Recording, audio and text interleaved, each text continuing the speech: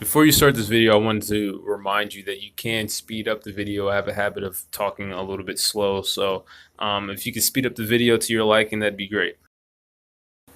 Welcome to the Jerry Graves channel. This channel talks about narcissism and everything in between. All right, so I wanted to talk about the fact that there's many layers of bullying in the work center. It's not just like just one person or one or two people. Once the ball starts rolling, people are more active and less active at different times.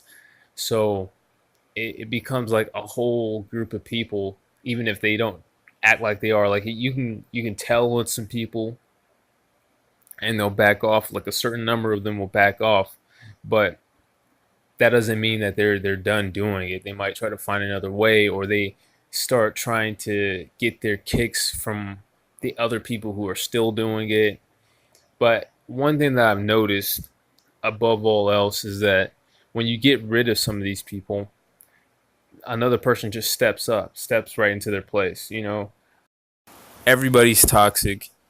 It's something that is there's just something that's just wrong with the world right now. There's a lot of things that are bad going on, and it just makes everybody toxic. So what ends up happening is that people have toxic tendencies, so they enjoy, even the average person, they kind of enjoy drama. They enjoy seeing somebody bullied. They kind of get a kick out of it. Even some of the most non-toxic people, there's once it goes on long enough, people have to develop a taste for it. So even when you get rid of the people that are doing it, sometimes somebody who you think is your support steps in their place.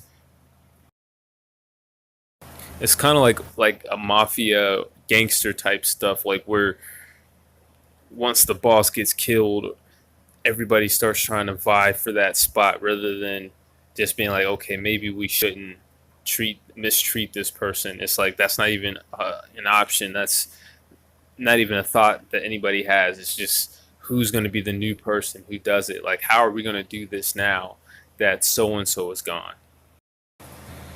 Another phenomenon that happens in this same realm, this same area, is the fact that some of your bullies can, once they get called out, if you tell them blah blah, what I mean, they'll step back, and they might even act like they're your friend, or even take up for you here and there, or try to play peacemaker and basically confuse you, make you feel like they've changed, and it's really just these other people. But as soon as you do get rid of the other people, that pisses off that main bully, pisses them off, and then they start all over again. And the thing is that first you're confused. Like that's the benefit of it, is that they confuse you, but it also confuses the people who are in charge. So when you guys start bumping heads again, and you've told the people in charge that, oh, so and so has changed, they're better now. We're friends now. Now they're looking at you that, like, maybe, you know your perceptions of, maybe you're the problem, so on, what I mean, so on and so forth.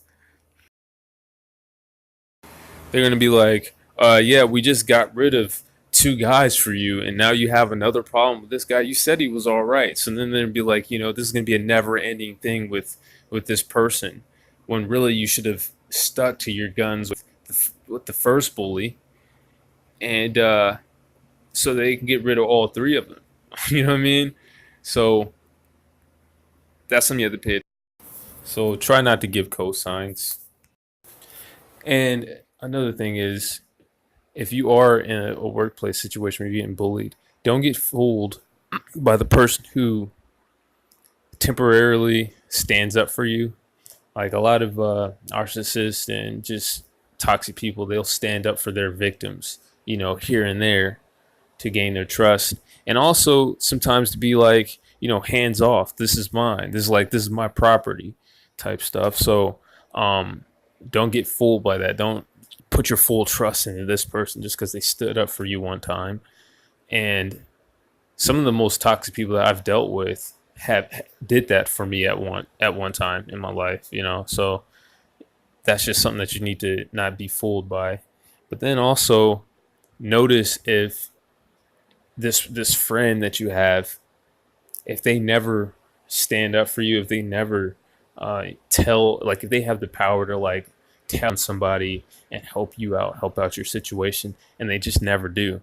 But they say that they're such a good friend to you. They like you so much, but they'll sit back and watch you get bullied. You know what I mean? Like that's another person who's probably a bully themselves, who's just taking it all in, enjoying the the show, And as soon as you get rid of that main person who's bullying, that person, the other person is going to flip on you.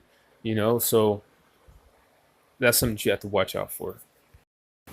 Now, to all my victims of white supremacy, here's an example. If you're a black person, right, and you're at work getting bullied by another black person, and it's getting real bad, right? And you have white people who are there who are supposedly your friends. They tell you that we like you know, but they never do anything about this other black person who's bullying you. That's a crock of crap. That's a crock of crap right there. Because the white supremacists, most white people, they know how to deal with a black person who's doing something wrong at the job. You know how hard it is to keep a job, period, even when you're doing things right if you're black?